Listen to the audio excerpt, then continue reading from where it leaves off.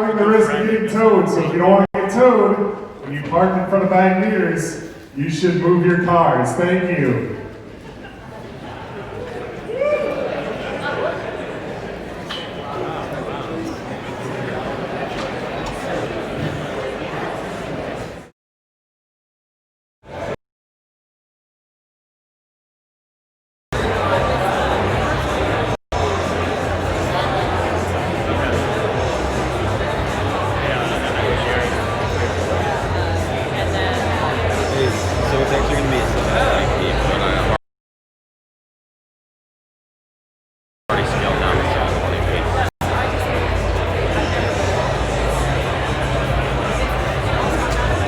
Well, I might even have to go down to 480p. It literally was up at 1080, and then right when you went live, it crashed down. Oh yeah. But don't worry about it right now. The big thing that matters is the feeds are all up, and we're good before the event starts. Hang around a lot. That's gonna hang around a lot of years. All right. So, I'm going to Lord.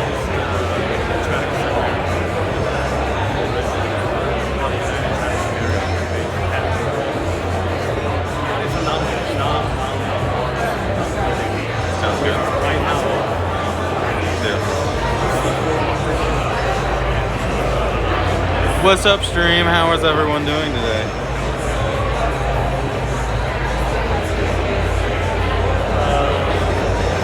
Let's show you the crowd. Wow. I thought Andrew Yang is at 1% in Iowa, according to YouGov.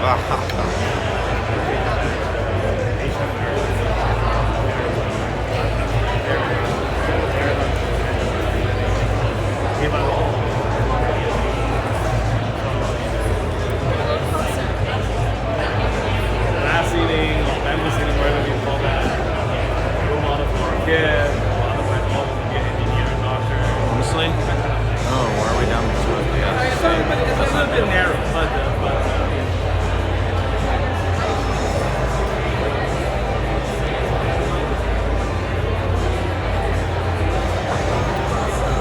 I'm doing good. I actually got 9 hours of sleep for like the first time in my life. And here's the real question, stream.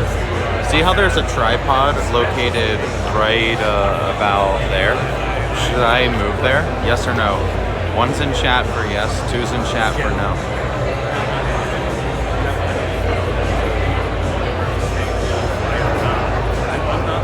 I'm okay. If you go again, Trumpian estimate, there are 2 million people here.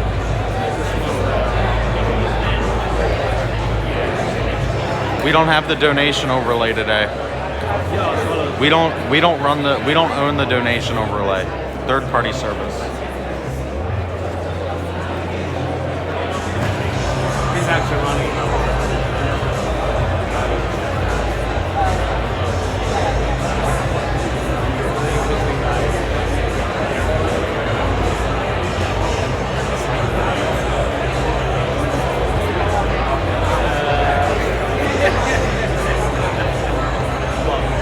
Okay, one's win.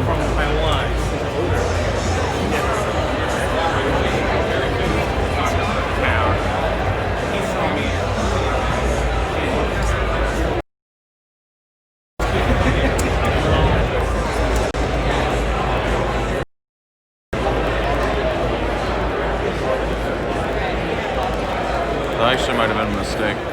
Now look at our 1 FPS. Oh no, we're good.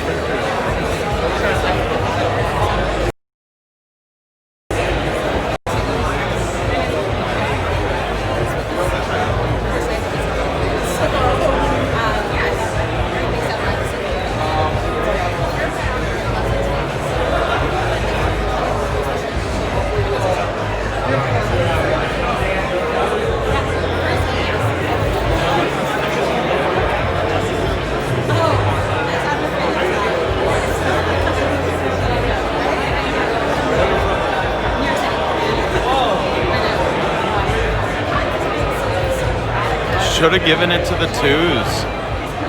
The 1s messed us up. Now we're on 480p and our frame rate's still lagging.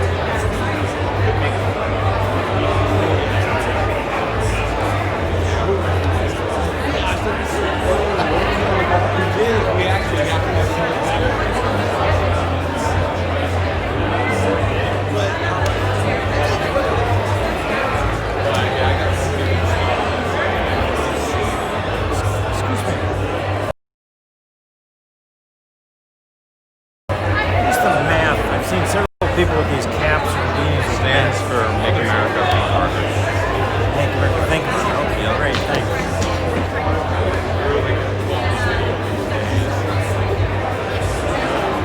A difficult test.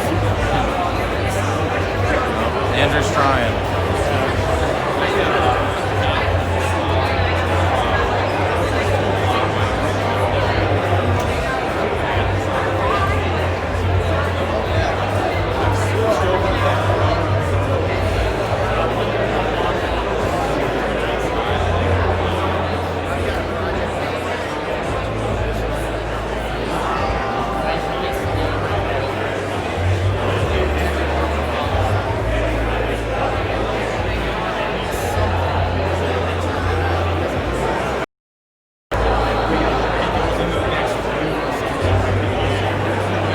Now here's the real question, stream. Should I try to go back up to 1080p?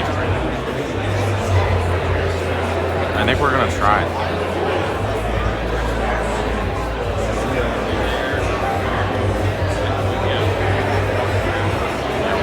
We're gonna try.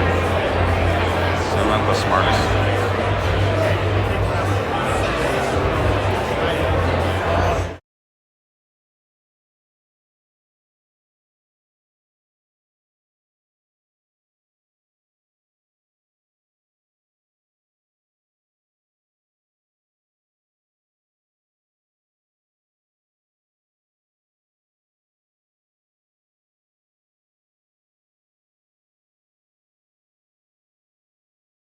Everyone's got a different opinion. The undecided caucus can be back in 5 days.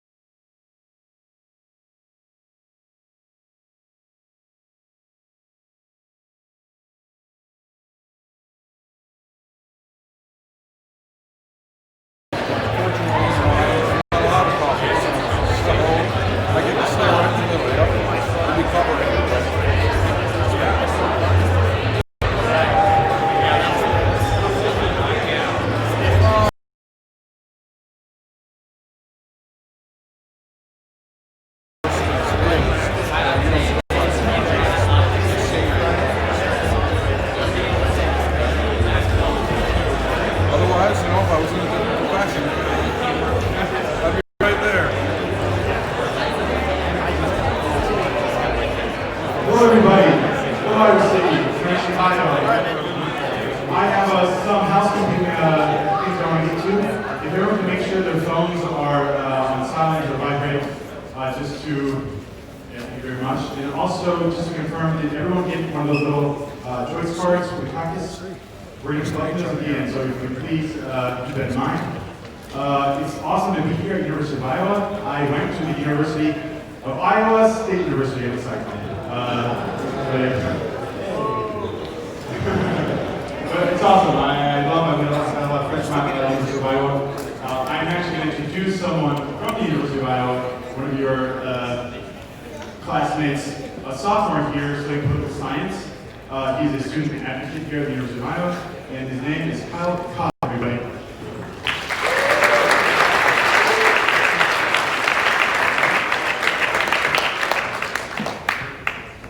My name is Kyle Cobb. I'm a sophomore at the University of Iowa. I first met Andrew Yang in October 2018 at the Johnson County Democrats barbecue. That night, I had the chance to talk to Andrew about his vision to make the economy work for people and for students. I left that event supporting Yang because our country needs an economic floor that follows you regardless of where life takes you.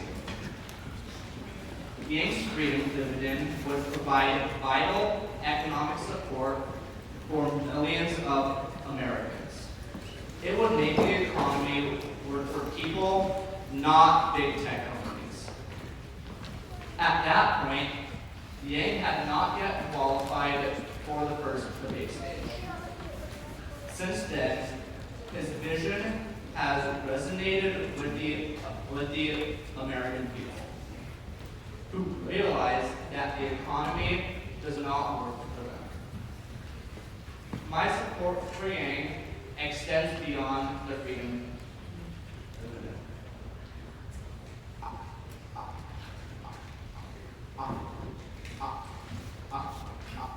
I support Yang because we need a president who recognizes the importance of fighting climate change enough to put that goal in the Constitution.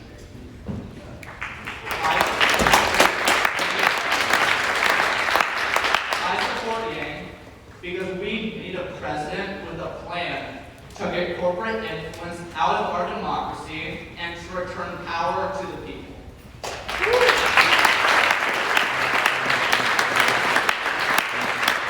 I support Yang because he is the most progressive candidate with the best chance to defeat Donald Trump.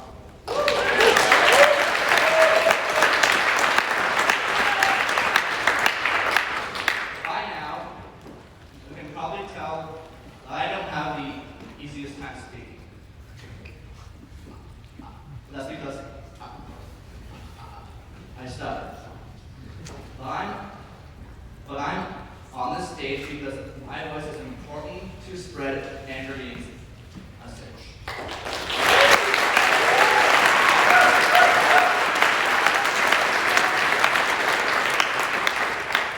Next Monday night at caucuses, our collective voice is necessary to bring Andrew's message to the American people. I'm excited for all of you to meet the man that I had the honor to meet back in October of 2018.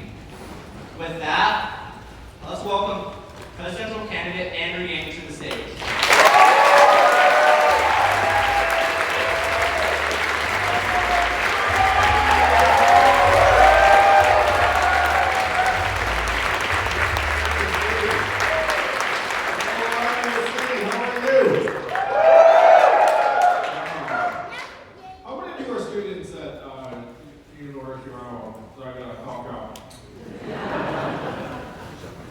Oh, many of you, wow. It's a pretty short trip to get here.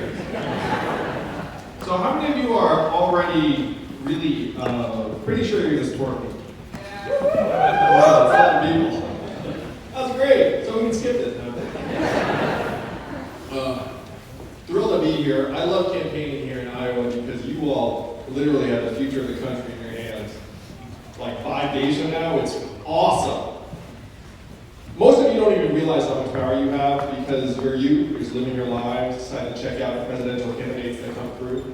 But I've done the math. Do you know how many Californians each Iowa caucus goer is worth? 1,000 Californians each. That's right. So look around this room.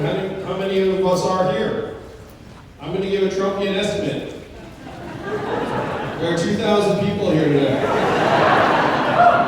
Biggest crowd anyone's ever seen. There are legitimately 300 to 400 of you here, which would be something like 8 to 10 football stadiums full of Californians. That's the power you all have to shape the future of this country. Do something that the rest of our fellow Americans only dream about. Question is, how are you going to use that power 5 days from now? Now, most of you know I'm not a career politician. I'm an entrepreneur and problem solver. And I'm running in large part to address a challenge or a problem that we've been wrestling with for the last 3 years and haven't even fully understood. And that problem or challenge is this. Why is Donald Trump our president today? How did he win Iowa, a purple swing state, by almost 10 points in 2016? Now, if you turn on cable news at any point between 2016 and now, you've got a series of answers as to why he won. So go ahead and shout out some of the answers we've been given. Russia, racism, emails, Hillary Clinton, DNC, Electoral College, Facebook, FBI, also Hillary Clinton again. I think that's what he said. All sort of mixed together into this strange brew and said, this is why he won. But I'm a numbers guy. I went looking through the numbers for an explanation, and I found one that I think many of you will find familiar. We blasted away 4 million manufacturing jobs over the last number of years in this country. And where were those jobs primarily located? Michigan, Ohio, Pennsylvania, Wisconsin, Missouri, and 40,000 right here in Iowa. I've been to those towns that lost their manufacturing jobs here in Iowa, and after the plant closed, the shopping district closed, people left, the school shrank, and that town has never recovered. I've seen the same pattern play out in Missouri, Michigan, Ohio, Pennsylvania, because I spent the last 7 years helping to create thousands of jobs in those communities. And I had the sinking feeling, unfortunately, that my work, which was being celebrated, was like pouring water into a bathtub that had a giant hole in the bottom. The water's just rushing out faster and stronger. And that water rushing out is what helped push Donald Trump to the White House. And unfortunately, what we did to those manufacturing jobs is not stopping there. How many of you noticed stores closing in Iowa? And I gotta say, Iowa City is kind of a thriving oasis in the state. So here, you guys are buoyed by the fact that there's a massive school. I just used the word oasis just randomly, but I have to say we ordered Oasis falafel on the way. It's so good. I was just like, anyway. So, but you still see the changes where you have stores and malls closing around the state. I was in a mall 3 days ago where the JCPenney had just closed. And you know that these malls can go from cheery to spooky awfully quickly. You know, when the big stores start closing. The most common job in Iowa and in the economy writ large is retail clerk. The average retail clerk is a 39-year-old woman making between $8 and $12 an hour. And why are these stores closing? Amazon, that's right. Amazon's like a giant spaceship sucking up $20 billion in business, closing 30% of your stores and malls. How much did they pay in taxes last year? 0. That is the math, Iowa. 20 billion out, 0 back. Most common job starts to go away. It's not just the stores and malls closing or the self-serve kiosks in the McDonald's. These changes are more widespread than most of us realize. When you all call the customer service line of a big company, you get the bot or the software on the other end. You probably do the same thing I do, which is you pound 000, say human, representative, human, until you get someone on the line. Raise your hand if that's what you do. Oh yeah, we all do that because that software is terrible. We're all like, a human must still work for this company somewhere, and I'm not going to find that person. But in 2 or 3 short years, the software is going to sound like this. Hello, Andrew, how are you? What can I do for you? It'll be fast, seamless, efficient. You might not even know it's software. What will that mean for the 2.5 million Americans who work at call centers right now making $10 to $14 an hour? How many of you all know a truck driver here in the state? It's the most common job in 29 states, 3.5 million truckers. My friends in California are working on robot trucks that can drive themselves. They tell me they're 98% of the way there. A robot truck just transported 20 tons of butter from California to Pennsylvania, free of human intervention, 4 weeks ago. Why did it choose butter for this maiden voyage? I have no idea. But if you Google robot butter truck, you see the story pop up. And at the end of the route was a giant stack of pancakes, as far as the I'm kidding on the pancakes. But everything else is 100% real. What will robot trucks mean for the 3.5 million Americans who drive a truck for a living right now? 94% men, average age 49, or the 7 million plus Americans who work at truck stops, hotels, and diners around the country that rely upon the truckers getting out and having a meal every day. How many of y'all have been to Iowa 80 and Davenport? Yeah, it's got a meat buffet. They say that 5,000 people stop at Iowa 80 every day. How many people will stop there if the trucks no longer have drivers in front? More than 0, but less than 5,000. I mean, we still go. We're in the midst of the greatest economic transformation in the history of our country, what experts are calling the 4th Industrial Revolution. When's the last time you heard a politician say the words 4th Industrial Revolution? 3 seconds ago. And I'm barely a politician. And if my wife were here, she could attest to the fact that I never intended to run for president. If she thought I was going to run for president when we were dating, she would have run the other direction. But imagine being the entrepreneur whose work celebrated. I was invited to the White House to meet President Obama, so I only got to meet the president. My in-laws were very excited about me that week. And then realizing that your work is like a wall of sand and the tide's coming in. And our country doesn't understand the tide. We're blaming immigrants for problems immigrants have next to nothing to do with.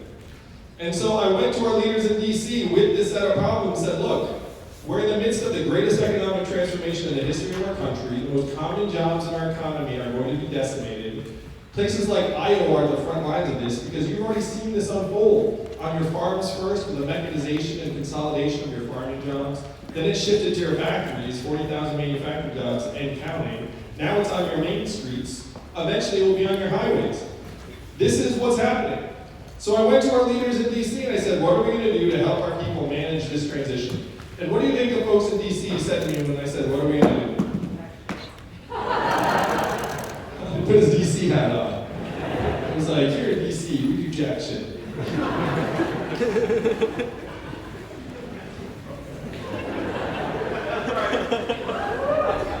That's not fun. Well, here's what I really got as answers. The three answers I got were these. Number one, Andrew, we cannot talk about this. Helpful. Number two, Andrew, we should study this. And number three, most common, Andrew, we must educate and retrain all Americans for the jobs of the future. How many of you have heard that? Yeah, it sounds kind of responsible. So like, all right. But I'm the numbers guy. I took a look at the studies. You all want to guess how effective the government-funded retraining programs were for the manufacturing workers who lost their jobs in the Midwest? 0. You know it's low because I'm anchoring you low. But you also know it's low because you know people. You know if you have hundreds of generally middle-aged workers who get laid off, they're not all marching out saying, oh, I'm here for my coding retraining program. I'm going to be coding in no time. That's not reality. The success rates on these government-funded retraining programs were abysmally low, 0 to 15%. The truth is that almost half the manufacturing workers who lost their jobs in the Midwest left the workforce and never worked again. Of that group, almost half filed for disability. We then saw surges in suicides and drug overdoses in these communities to the point where America's life expectancy has now declined for the last 3 years in a row. You know the last time that happened in the United States? Great Depression is a great guess. It's the Spanish flu of 1918, global pandemic that killed millions. You have to go back 100 years because it's highly unusual for life expectancy to ever decline in a developed country like the US. It ordinarily goes up and up because we're getting richer, stronger, healthier. But here in the US, we've gone down and down and down again. So when I said this to the folks in DC, one of them said something that brought me here to you all today. He said, Andrew, you're in the wrong town. No one here is going to do anything about this because Washington, D.C. fundamentally is a town of followers, not leaders. And the only way we will do something about it is if you were to create a wave in other parts of the country and bring that wave crashing down on our heads. And I said, challenge accepted. I will be back with that wave in 2 years. And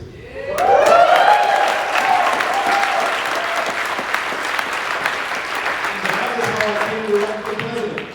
Because you all are going to be the beginning of that wave on February 3rd.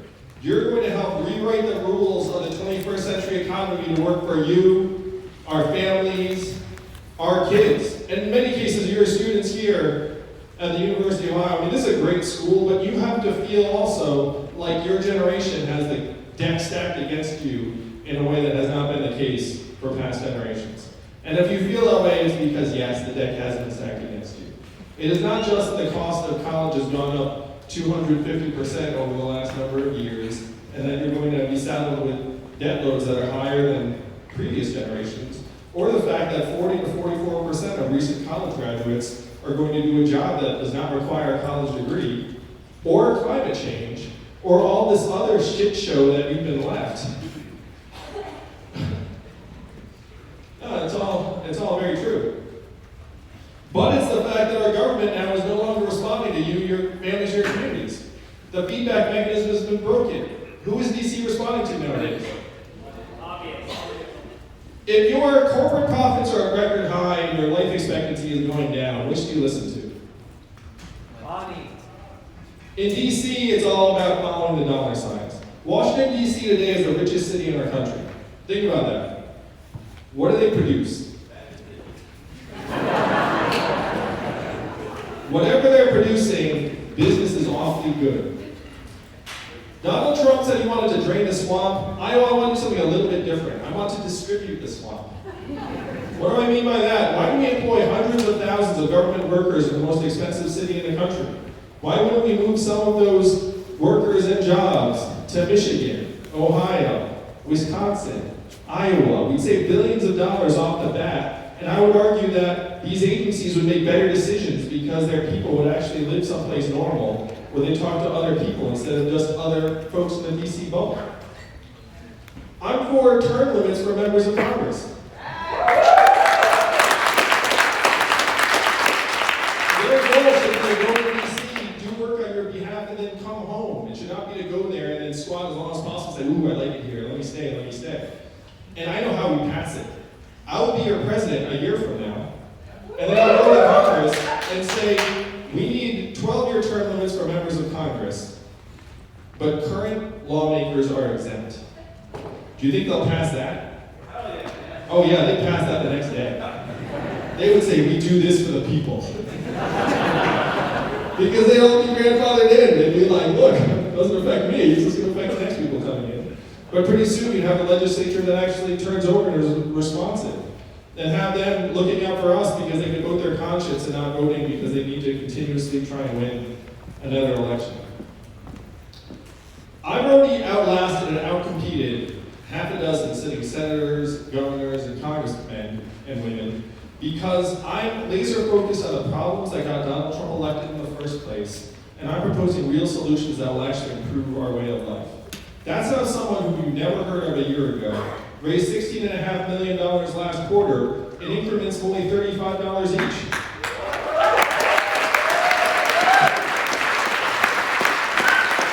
So my fans are almost as cheap as Bernie's.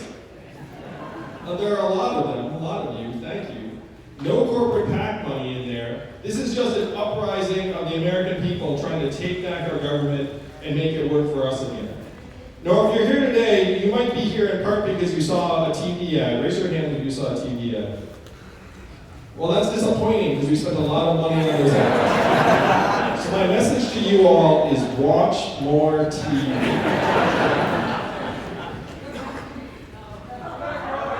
You got the cord, that's good, actually. You shouldn't be paying the cable company.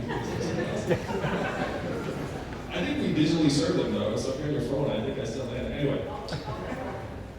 If you've seen anything about the campaign, you know that my flagship proposal is to give every American $1,000 a month starting at age 18. It seems like many of you won't like that proposal, but how many of you thought it was too good to be true, unrealistic, not feasible? Raise your hand if that's you. Wow, some people who clapped and cheered also just raised their hand. There's a lot of overlap in those two groups. First, let me say, it's not my idea and it's not a new idea. Thomas Paine was for this at the founding of our country, called it the Citizens' Dividend for all Americans. Martin Luther King, whose birthday we celebrated last week, was fighting for this in the 1960s. It is what he was fighting for when he was killed in 1968. I know this in part because I sat with his son in Atlanta and he said this is what his father was fighting for when he died. 1,000 economists, including Milton Friedman, one of the godfathers of modern economic thought, endorsed this plan in the 1960s. It was so mainstream, it passed the U.S. House of Representatives twice in 1971 under Nixon. The Family Assistance Plan would have guaranteed an income floor for all Americans. And then 11 years later, one state passed a dividend where now everyone in that state gets between $1,000 and $2,000 a year, no questions asked. And what state is that? And how do they pay for it? And what is the oil of the 21st century? Data, technology, AI, self-driving cars and trucks. A study came out recently that said that our data, your data, is now worth more than oil. How many of you saw that study? How many of you got your data check in the mail last month? You laugh, but if your data is now worth billions of dollars a year and you are not seeing a dime of it, then where's all that money going? Facebook, Amazon, Google, Apple, and the trillion-dollar tech companies that are paying nothing or next to nothing back into our country. That is what you all must change on February 3rd. It's up to you to reach up and get this value that's getting sucked out of your communities and bring it back to you in the form of this dividend of $1,000 a month. $1,000 a month in your hands. Well, let me ask you all, where would that money go? How much of it would stay right here in Iowa? Most of it. Not all of it. You might get your own Netflix password. But most of it would go to school loans and car repairs you've been putting off, and local nonprofits and religious organizations and the occasional night out. This is the trickle-up economy, Iowa, from our people, our families, and our communities up. This would work and give rural communities in your state a real path forward. It's common sense that this money in your hands would go back into the things that you want and value most. I was going to make a joke about the fact someone said student loans, or I was going to say textbooks. I can't believe they still are gouging kids over textbooks. I thought they'd end that racket at some point.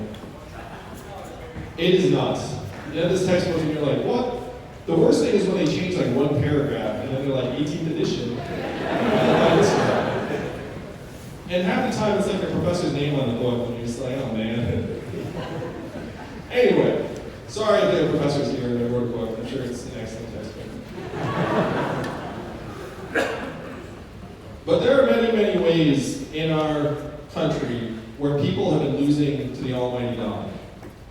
And that's what we have to change, Iowa. We have to make it so that the economy is working for us as much as we're working for the economy. And that's particularly true in this era where technology is going to get smarter, stronger, faster, while we generally stay about the same. And you all are exceptions to this because you're learning, you're in this awesome formative stage where you're actually getting stronger. But trust me when I say, when you get a little bit older, you feel pretty fortunate just to stay about the same. Like if you're averting decline when you're a bit older, you're like, yes, I'm no worse today. But technology is ramping up at an exponential pace.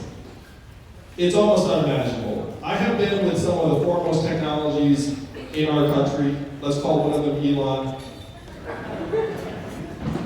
And they tell me that if Americans knew what was coming out of the lab and was about to hit our companies and industries, they would be very, very concerned. They know what's coming.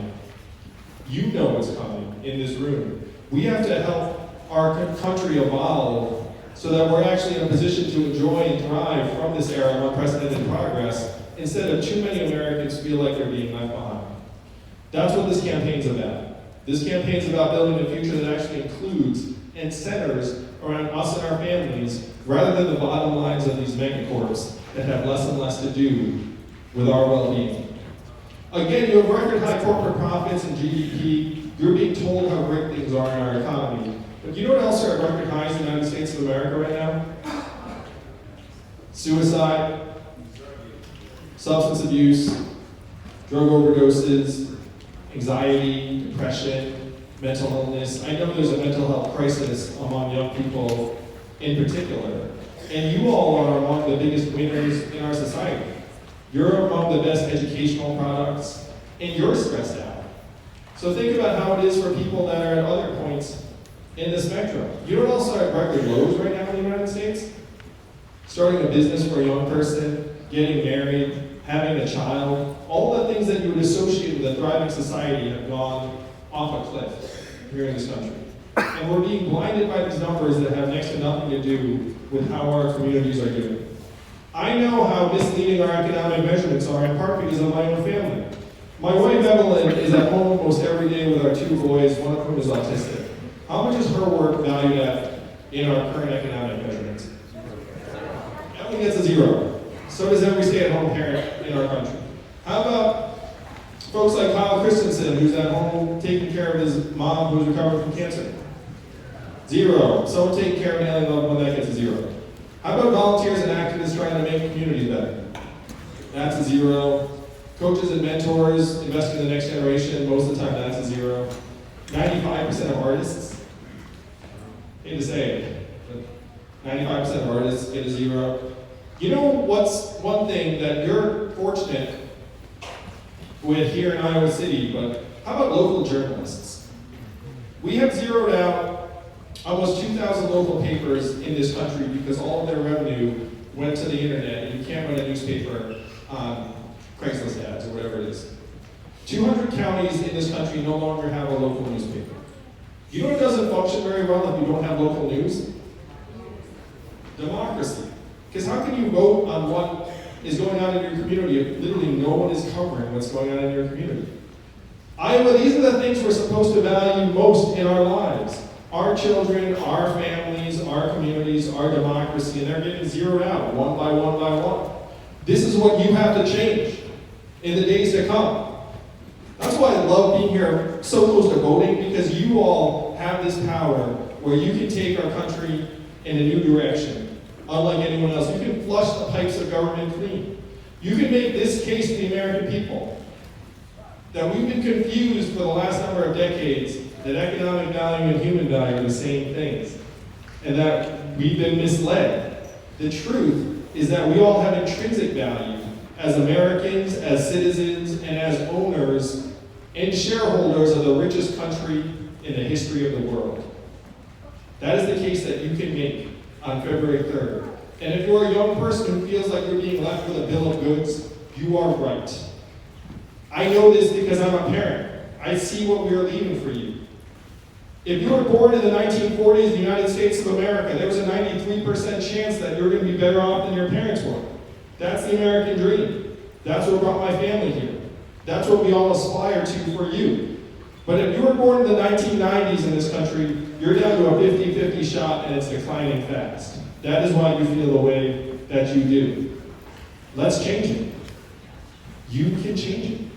On February 3rd, you can make it so that our country can look each of us, particularly young people, in the eye and say, your country loves you, your country values you, and your country will invest in you and your future. There is no substitute for actually investing in people. We can talk about it, or we can do it, and it's past time we did it.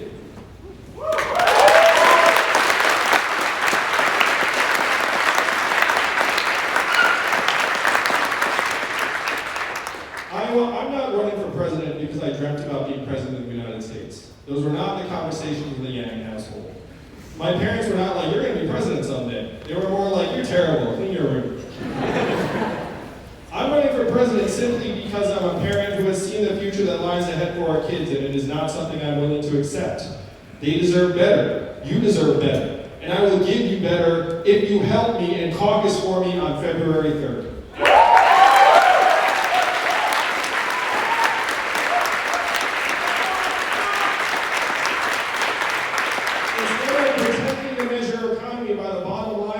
Corporations that are going to grow in a way that's unrelated to our communities. We should be measuring our progress by how we are doing, by average student loan indebtedness and affordability, by mental health and freedom from substance abuse, by wellness and life expectancy, by a proportion of Americans who can retire in quality circumstances, by clean air, clean water, and environmental sustainability.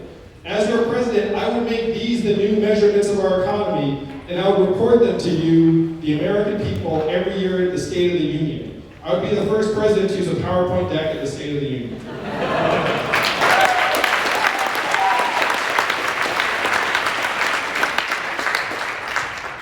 This is how we move our country forward and start addressing the real challenges of this time.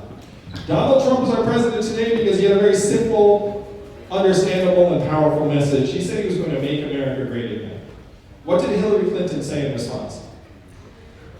It's already great. America's already great. You remember that, Iowa City? It's been a long 3 years, I know. But it's now coming to an end.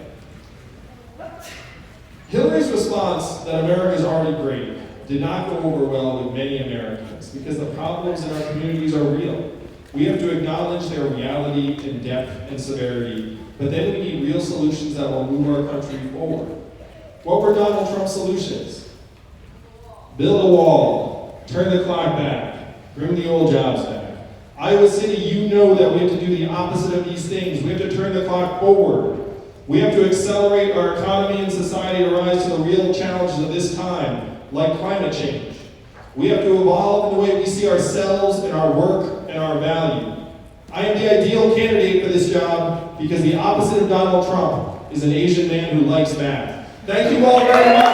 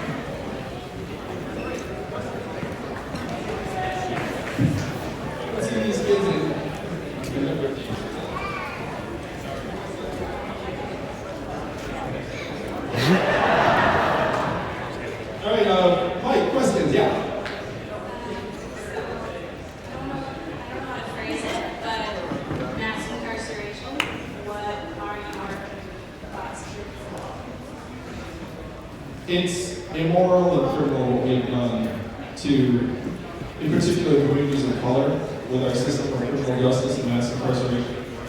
There are a few things I would do off of that. One thing is I would get rid of all private prisons immediately.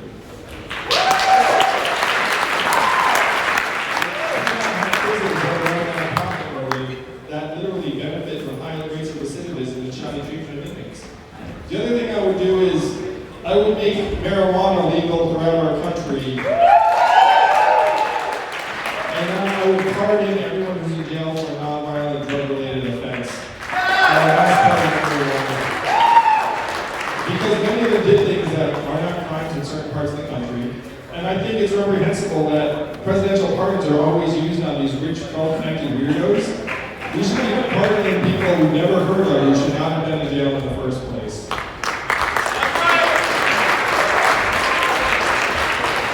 And then we need to invest in our prison system to make it genuinely more rehabilitated. Because right now it's not. Right now it's punitive. It's meant to separate people from society. It's very, very difficult for them to transition back. And one of the ways I will say we can ease their transition is by giving them $1,000 a month the day they come out of prison. Do you think people will be happier to see them if they're showing up with $1,000 coming with them?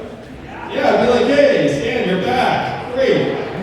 As opposed to now, they come out, they don't have a leg to stand on, they often can't find a decent job, and so they struggle, and many of them end up returning to the behaviors that got them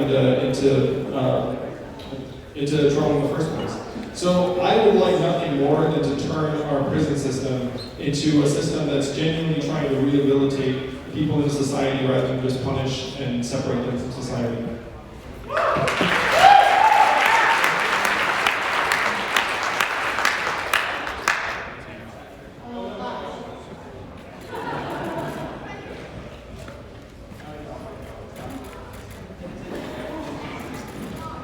That's not cool. That was some bad parenting. So, stay away from that.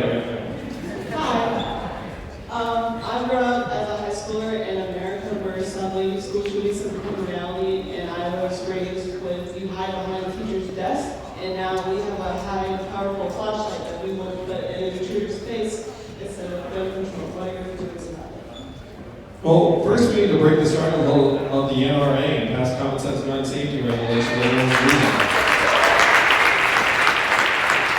I will say too that my son Damien's school notified us of active shooter drills in his school, and Damien's 4 years old. And so I looked at the studies and I said, are these active shooter drills saving lives? And I could not find a shred of evidence that they were. And then I looked to see whether these active shooter drills are causing stress, anxiety, and uncertainty for kids and families, and I found a whole stack of documents saying that they are. So at a minimum, we should make these active shooter drills optional for communities and families and let families decide whether or not they want their kids to have these drills. The bigger epidemic of gun violence, it's not just the gun safety regs, which are well overdue. We have to get into the roots of what's happening in our families, our homes, our schools, and our mental health infrastructure. So a couple of statistics. Almost 2/3 of gun deaths in this country are suicides. And the tough human truth is that if we all had a self-destruct on our bodies, we might have pressed it at some point and ran a moment of weakness or shame or guilt or humiliation. But then the moment passes and it's like, oh, what was that? But if you're a gun owner, sometimes you actually make a tragic, irrevocable choice that destroys lives and families. And as a parent of an autistic boy, we also should face facts that 98% of the shooters we're talking about are boys and men, and that we have a boys to men problem in this country. And that is in large part a school's problem, where you have boys who have different neurological profiles and learning needs who show up at schools that are not prepared to actually give them the resources they need because we don't have like the expertise or the personnel. And if you have the wrong boy in the wrong school, some very bad things can develop over time. And sometimes that manifests in violence. So to me, we have to invest in homes and families directly in the form of this dividend. We have to make our schools more individualized in the way they support our kids and not treat it as an assembly line. And one way to treat it as less than an assembly line is to lighten up on the standardized tests.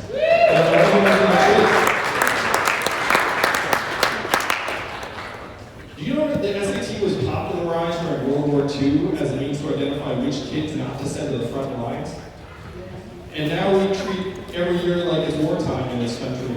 And it's bad for the classrooms, it's bad for the kids, and it makes it so that the school does seem like an assembly line that's trying to get just pushed into a slot. And if you're not fitting in that slot, then again, some like very negative things can happen. So to me, it's like a root and stem problem. You have like a whole set of links in the chain, and we have to, the obvious one, the most important one is the gun laws. But then there are other ones too that I think are equally important. Because you know here in Iowa, we have literally several hundred million firearms in this country. This is going to be an ongoing problem that it's going to take us years to address even partially, that we need to attack in every single stage. As a parent, I feel this very deeply.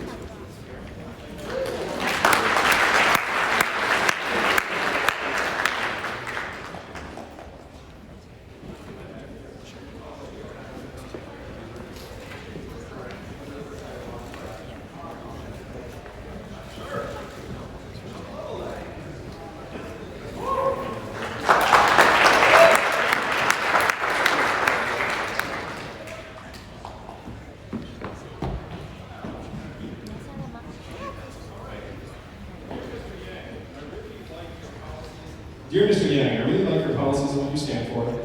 I think you will be the best president. I wish I was 18 so I could vote for you. I really hope you win.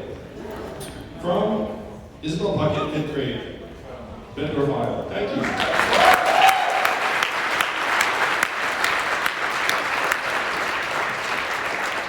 Now those are the kind of questions I like. Does anyone else have an adorable letter they'd like to give me? And then ask me a question, will you accept my letter? No. I will accept your socks as well.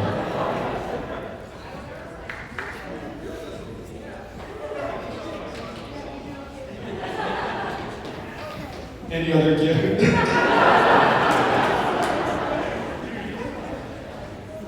Hello. So, I like your policies and your ideas a lot, but I'm mostly concerned with my vote not mattering. I feel like a lot of people also support you, but feel like they might be going towards Bernie because just because of all the popular, votes are there, and no one gets to vote. Do you have any plan to reform voting? In Canada, they have like the voting off system, so there's multiple votes. I think that's a good idea. I love this question a lot. I'm for ranked choice voting. Anyone who's voted, I think here in Iowa, obviously you don't have to worry so much about this because of the viability system, so you show up and not that many people support it, unfortunately, or better for worse. I mean, this is not as good as ranked choice voting, but in terms of voting for me, obviously, we have to be above a certain threshold to be competitive in the state. But I'm going to drop a couple numbers on you that should be fun. I'm the heaviest favorite to beat Donald Trump in a head-to-head matchup, according to people who are putting money on this stuff online. And the reason why they're putting their money in this way is because 18% of college Republicans say they would support me over Trump in the general election. 10% of New Hampshire Trump voters in one poll said they would support me over Trump in the general election. And you know who's figured out that I am the opponent to beat Trump? It's Trump. I'm the only candidate in the Democratic field that he has not tweeted about because he knows I'm better at the internet than he is. And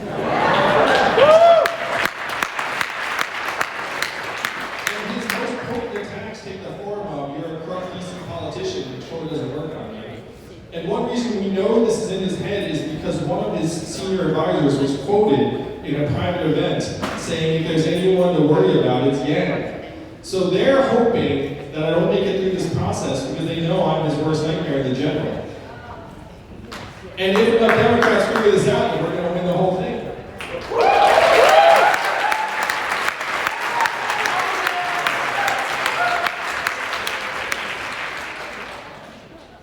As a public health major, I am wondering what's your view on the current coronavirus outbreak happening in China, and what will you do in case some kind of outbreak occurs in the U.S.? What will you do as a president of the United States?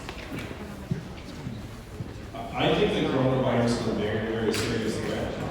And I would be very proactive and even heavy-handed in terms of intervening in what I thought was a public safety crisis if it's not managed properly. So I would go to the leaders of the CDC, the Center for Disease Control, and say, what resources would you like mobilized from other branches of government to assist you in identifying people who might be at risk of having contracted this virus and travel? And I think most Americans would welcome this kind of intervention, even if it ended up being somewhat intrusive, because we all know, at least if the government's looking out for us, then that's a positive. Like, would anyone here mind if someone was following up with you about something like, if you traveled to China and been in contact with someone? If I got that call, I'd be thrilled. I'd be like, oh wow, someone's after it. So that's where I would be as president. When you're looking at a potential public health crisis like this, you need to do everything you can to contain it. Because if it goes uncontained, then it can become dramatically worse. And what they're dealing with in China is, like, it's a nightmare what's going on over there. Like, they're shutting down travel in major cities. They canceled their New Year's Eve celebration in some of the biggest markets, which is the equivalent of us canceling Times Square New Year's Eve and then some. Like, here, I mean, it's getting really bad. So we're lucky so far that we have only a small handful of cases, but we need to stay lucky. And as your president, I would be willing to go very, very heavy on containing this infection, this spread, by any means necessary.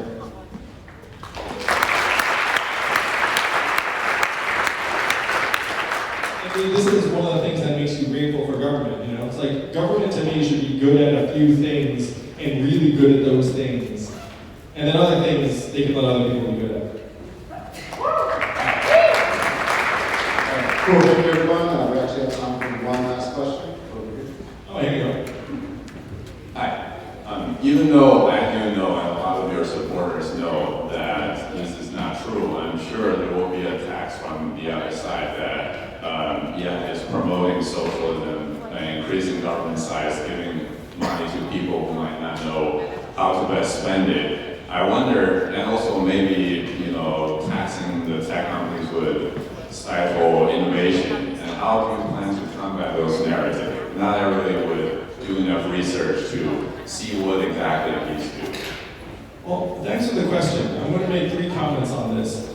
Number 1, half the techies are supporting you because they're enlightened. They know that an environment where people aren't excited about innovation is bad for them. That's why you have some of the biggest technologists in the country who are supporting my campaign. Number 2, we've been joking around our HQ for a while what President Trump's nickname for me will be after he has no choice but to face me because he's trying to suppress me in any way he can. But after I become your nominee and I'm against it, and he has no choice, then he'll give me a nickname. So we were joking about what his name for me will be. And we came up with this, Comrade Gang. This is a little racist, a little communist, and so forth. But there's a very, very quick and easy answer. This is not socialism, this is capitalism where income doesn't start at 0. And putting money in people's hands is good for markets, it's good for business, it's good for entrepreneurship. This is the trickle-up economy, and it makes sense to many Americans. I guess those are my 2 points. I don't know what anyone else.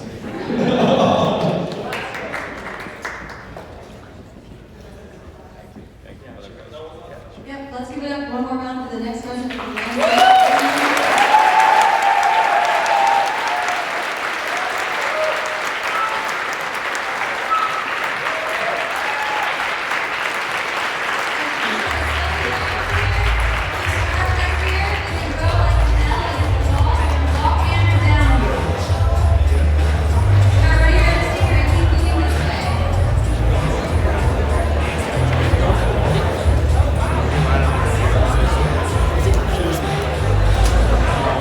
Folks, in case you didn't catch what Nancy said, we'd love to have you line up along this stage and then down this ramp, on the side of the ramp, and then we're going to bring Andrew to you. So have your cameras out ready, take a quick selfie. We got to keep it moving to Burlington and Davenport this afternoon. Thank you.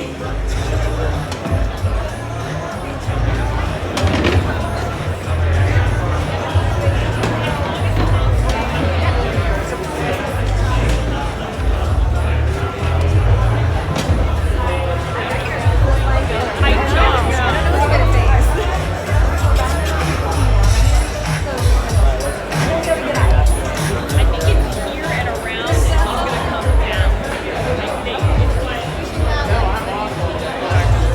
Stream, I don't even know where Andrew went. I lost him. I was doing not much today, so.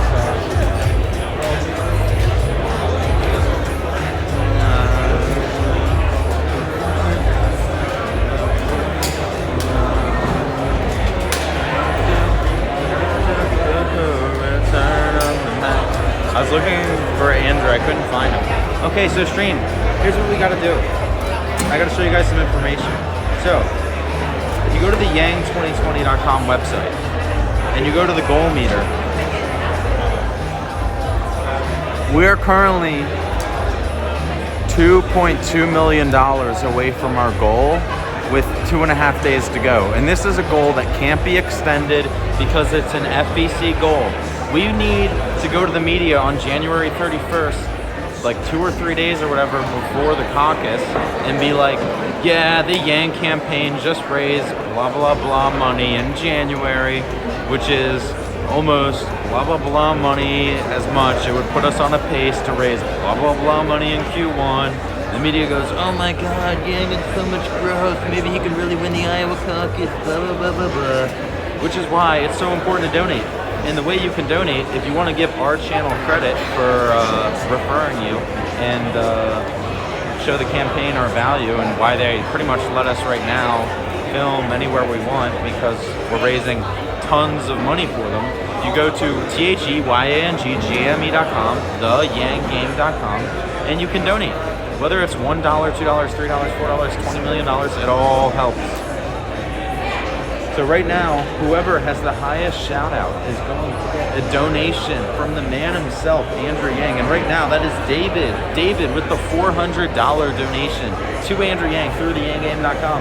And thank you, Rachel, for the $50 donation, Andrew Yang through theyanggame.com. Thank you, Damien. Same first name as Andrew's kids that you saw on stage. Thank you, Robert, for the 25. Jamin for the 5. Sonia for the 25. Tuan for the 10.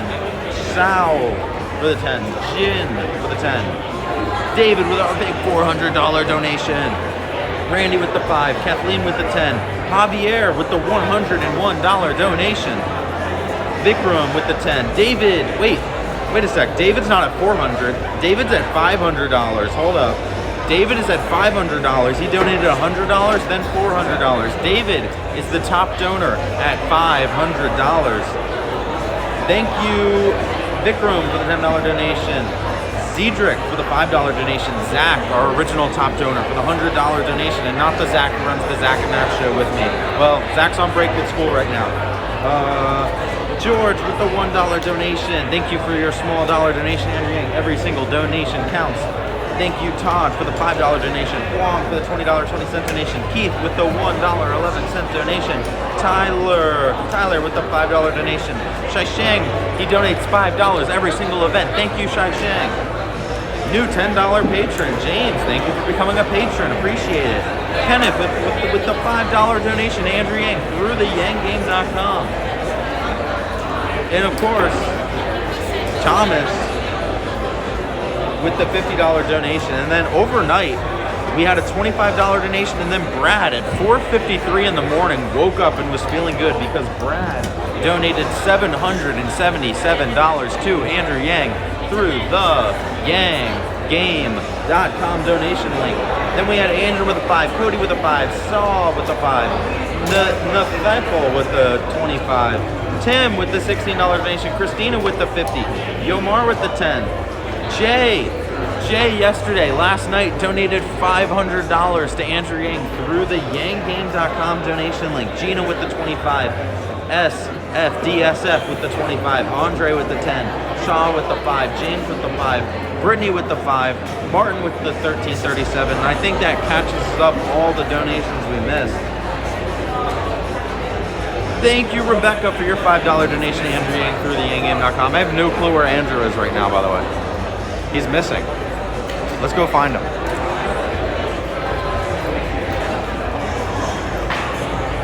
Oh no, our FPS was terrible. Oops. David is the donation leader at $500. So I think the line to meet Andrew will start over here. I don't know what's going on. Maybe he's using the bathroom. Who knows? Good to go.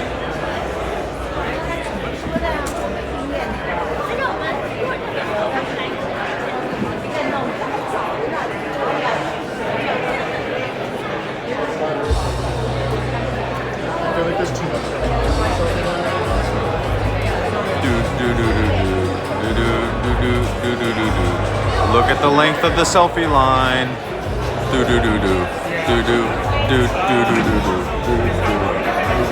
It loops all the way around. Oh, and give it up for the advanced team there.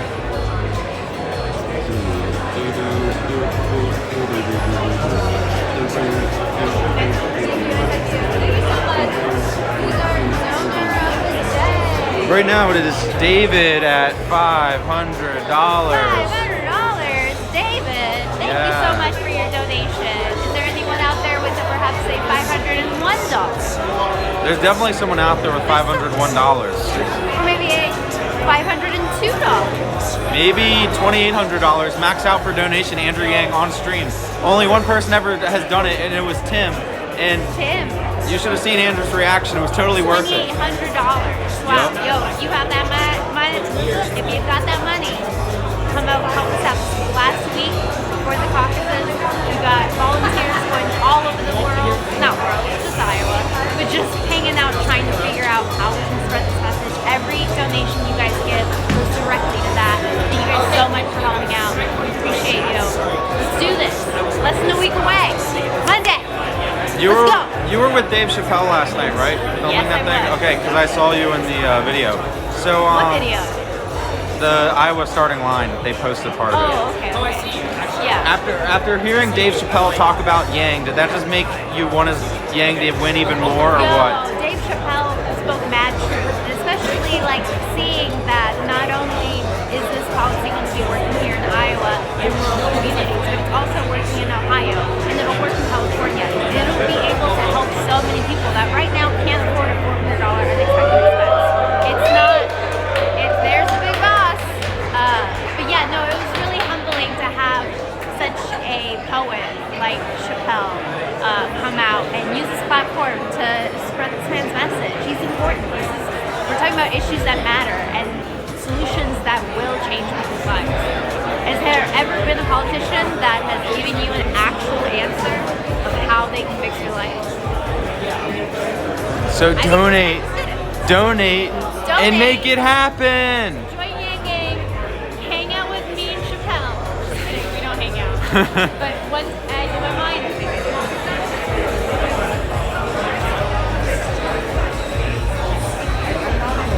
Thank you, Kevin, for the $1 donation to Andrew Yang through the yanggame.com. Let me find a spot where I'm not in the way.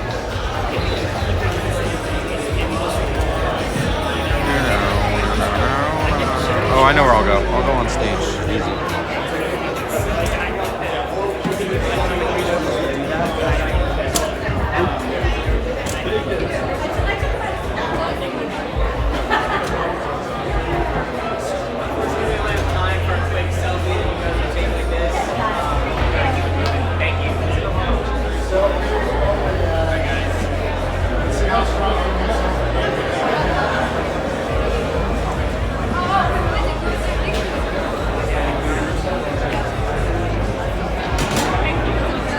Perfect.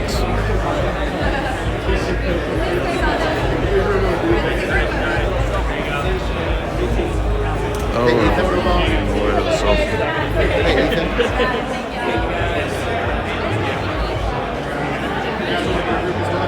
They keep changing the angle they're taking the selfies from. It makes it really difficult to not be in the way of it. Thank you, Christy, for the $5 donation. Thank you, Melinda, for the $888 donation to Andrew Yang through the yanggame.com. Melinda is the new donation leader. Thank you so much, Melinda. Oh my gosh, Melinda just knocked it out of the park. And thank you, Stephen, for your $5 donation to Andrew Yang through the yanggame.com. Thank you, Kevin, for the $1 donation to Andrew Yang through the yanggame.com. Melinda is the donation leader. Where can I find a spot where I'm not in the way of the selfies?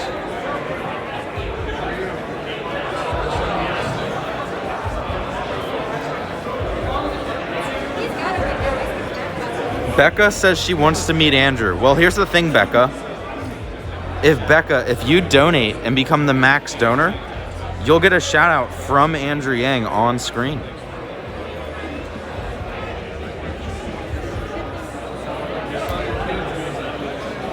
Or you could just donate $1. That always helps the cause as well.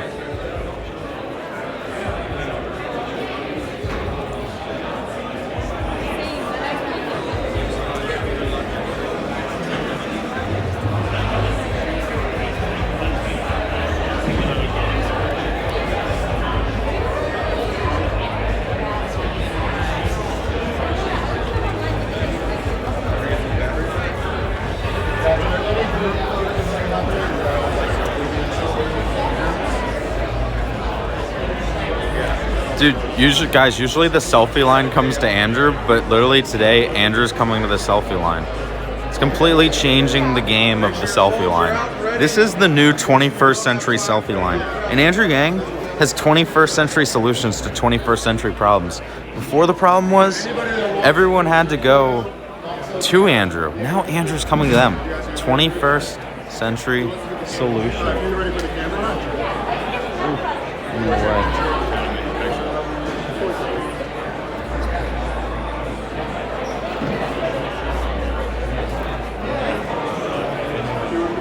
Thank you, Jamie, for the $10 donation to Andrew Yang through theyanggame.com.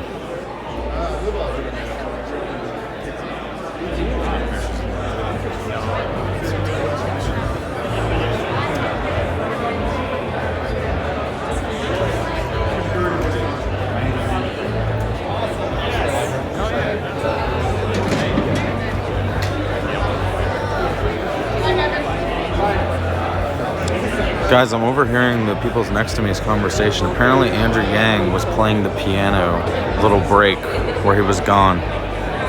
That's interesting. What's up with the scammer? Oh, I'm not going to talk about that on YouTube. I have a live stream going. Yeah. You like looked at me like this. No. I said scammer. Someone asked me about something in chat. Yeah.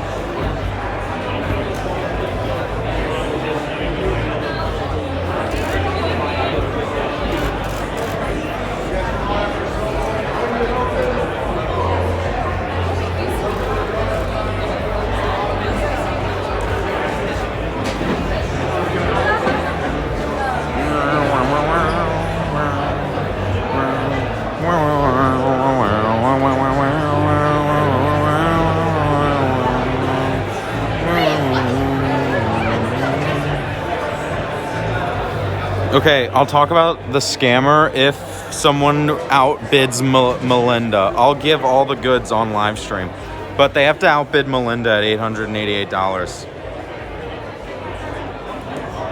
Come on, guys, bring in those donations. We are literally like $2.2 million behind the donation goal.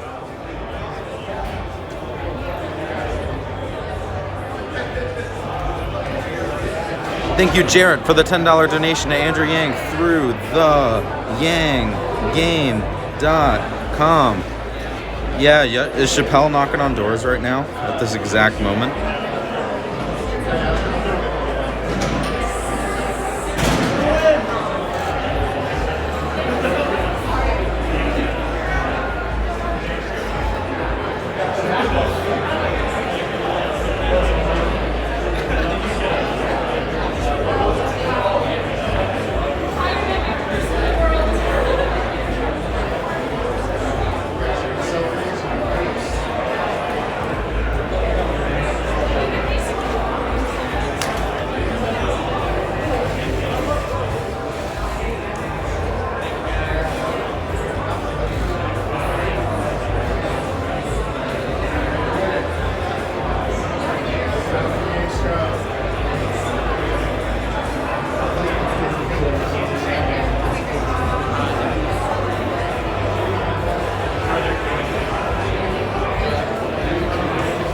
This is the beauty of this tripod.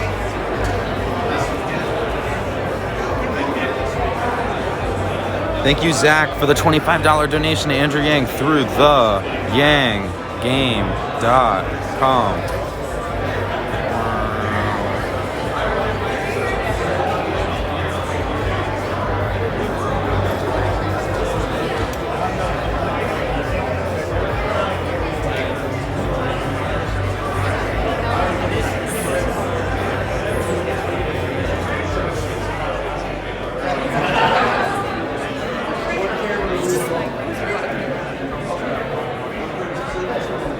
Thank you, John. Whoa, this name is interesting. Your name, John? Guys, I can't reveal the donor's last name, but let's just say a certain John that was missing from MSNBC back in September just donated $25 to Andrew Yang through theyanggame.com. And thank you, Deborah, for the $25 donation to Andrew Yang through theyanggame.com.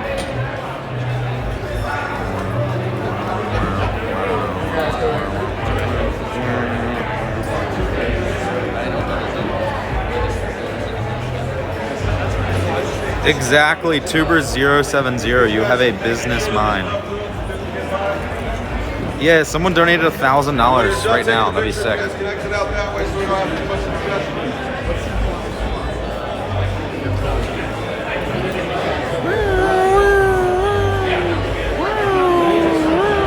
This tripod's so cool. Like, look, I can just move it all over and it stays stable. Like, there's no shakiness.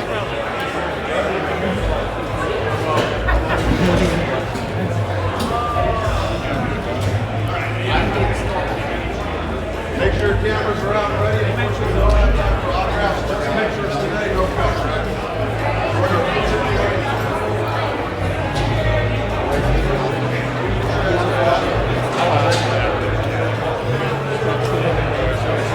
The new way they're doing the selfie line is so interesting.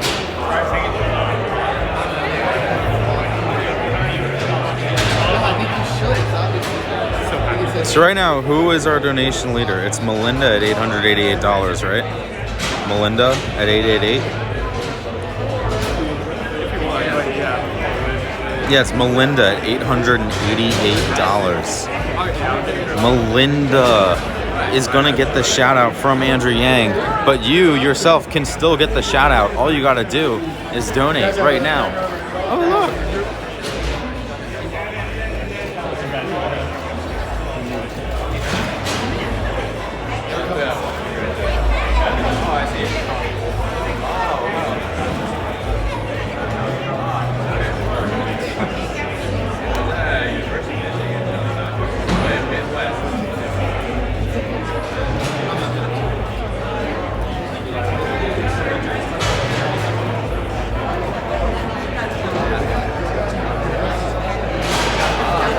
Donate for the children. You have guys' cameras out ready, please.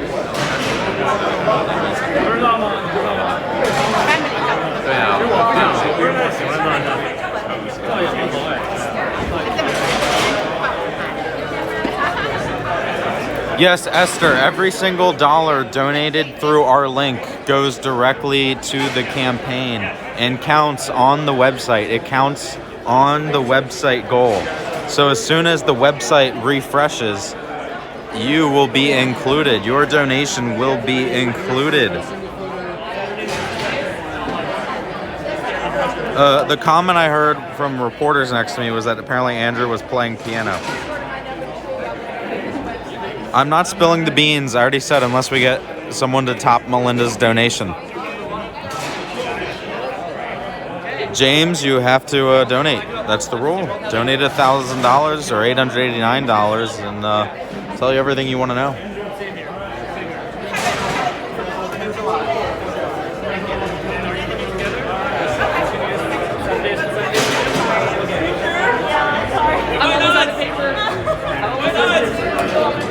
Are you copying for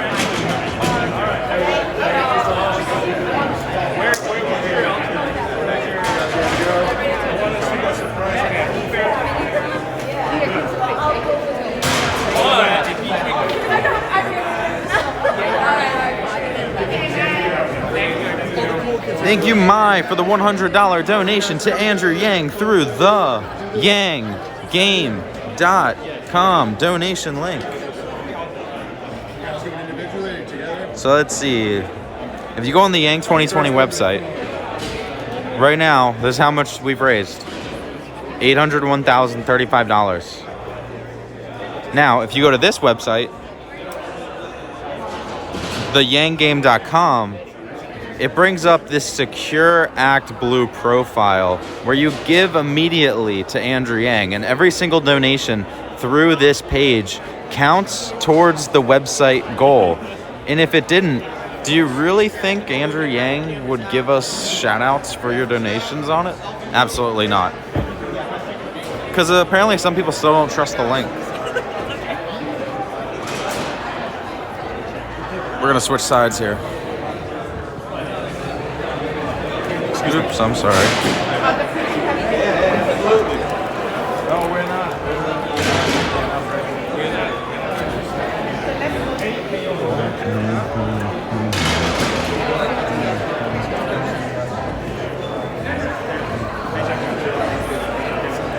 Who can top Melinda?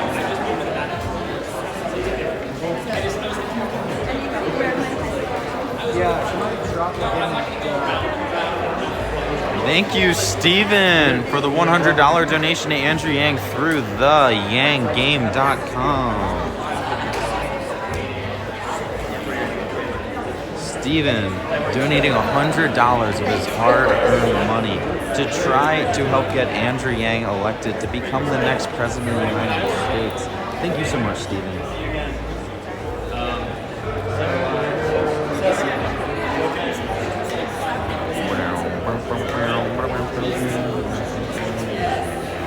We're waiting for an $888 donation to come in.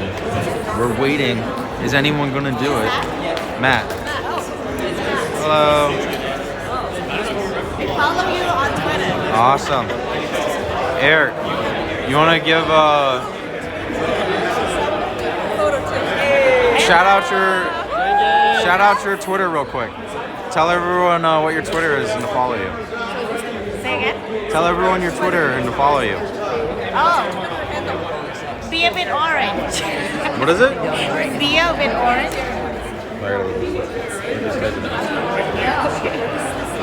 Yo. Good to see you again. Good to see you, man. Pictures happening at the time. Y'all better donate. I know y'all about to donate. You guys doing photos? You got your phones out? Are you guys doing a group or you guys doing one at a time? Okay, this is There's a group that one group that's Beer with orange. Okay.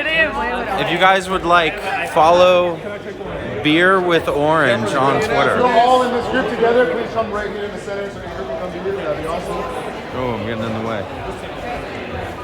Get the camera back on Andrew. Full style, so shorter in front, taller in back. Oh, wow. What's happening here? This looks fantastic.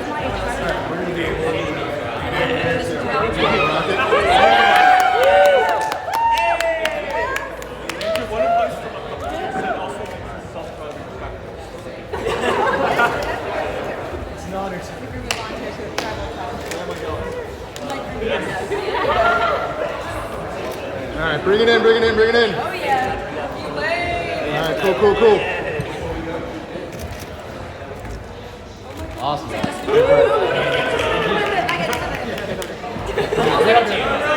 Oh no. Big stack of caucus cards just fell.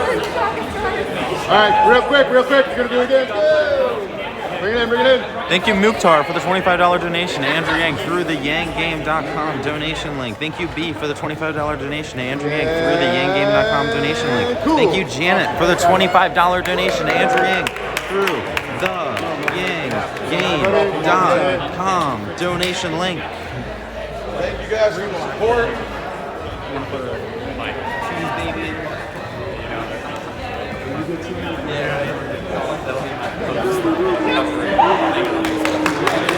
Hey guys, can we get Andrew to?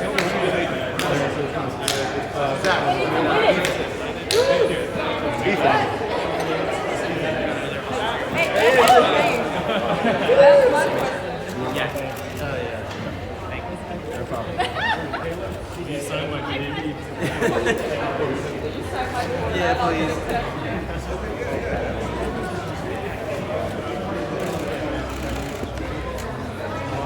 Hey guys, we got a full Andrew. We can just have him come right through here.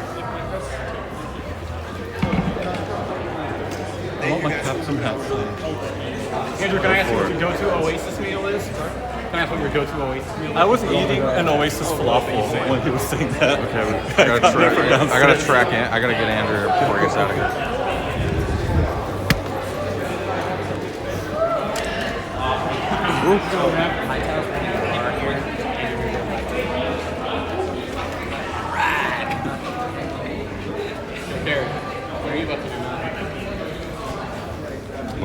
Let me get Andrew's attention here. Alright guys, we gotta keep it moving. So thank you so much for coming out.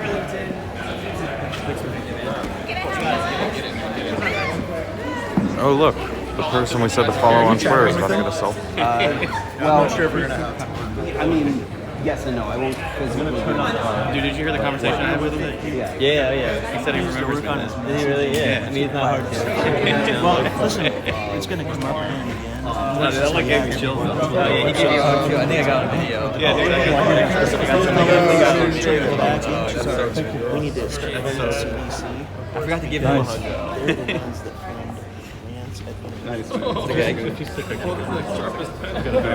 Hey Andrew, could I get a shout out for Melinda's $888 donation? Yep. Thank you, Melinda, for the incredible support. 888, very, very lucky. You know, that's an auspicious number in Asian culture. We're gonna have a great day on Tuesday, thanks to you. Woo! Thank you guys. Heck yeah. Thank you guys so much.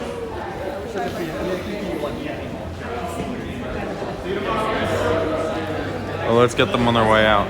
Where do they go? Oh, they're gone. Oh wait, is there gonna be a press pool? No, probably not.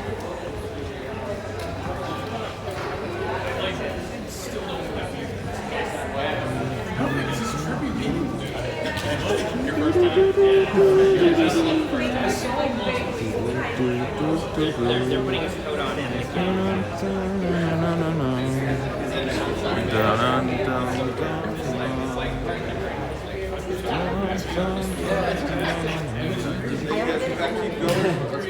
Nice. Alright guys, thank you. Thank you, Andrew.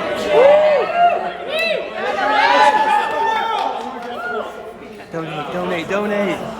I like that message. Can you just say that like for the next hour? I'm just gonna leave the camera here. Let's try to get 1,000 views, $1,000 donations. I know we've done it before. We can do it again. Andrew's gonna win this. We've been canvassing here in Iowa City. Yeah, I'm just gonna leave this here. Sure. You guys entertain. We've been canvassing here for about a month now. Thousands of doors knocked. We've got thousands of doors knocked, like 4,000 doors knocked. We've got 900 caucus cards filled out since Yang Week and now into Yang Month. We did the math. We only need like 1,200 caucus goers in Iowa City to win using historical data. So we've already got 900 people to confirm. We need 300 more people in Iowa City, which is like 0.0001% of the population. A few more doors knocked on, a few more dollars donated, and we got this, guys. Not just viable, but literally number one with 1,200 caucus goers. So we can do it. Keep donating. We're gonna make it happen. Thank you, Ron, for your $5 donation, Andrew Yang, through theyangam.com. And for this special right now, the first person to donate $88 to Andrew Yang gets a shout out at the next event. See you guys. Good to see you again. Yo, are you Zach or Matt? Matt. Bro, your guys' channel is amazing. Appreciate it, bro. Can I get a selfie with you? Yeah, real quick, because then I gotta run. I know you're in a hurry. But Wrong way. that was dumb. Oh my god. That's I'm taking one too. Oh my god. Hello, nice to meet you. Wait, I want a selfie. One more, then I really gotta run. Wait, can I get one more? I'm kidding. Yeah. Zach and Matt, 2020. Take care. All right, stream. First person to donate $88 gets a shout out at the next stream. First person to donate $88 gets a shout out during the next stream. It sure is. Yeah, thank you guys for the support. We appreciate it. What we're doing it all for. We're all together. Yes. First person to donate gets a shout out during the next stream. $88. I'm gonna turn this off and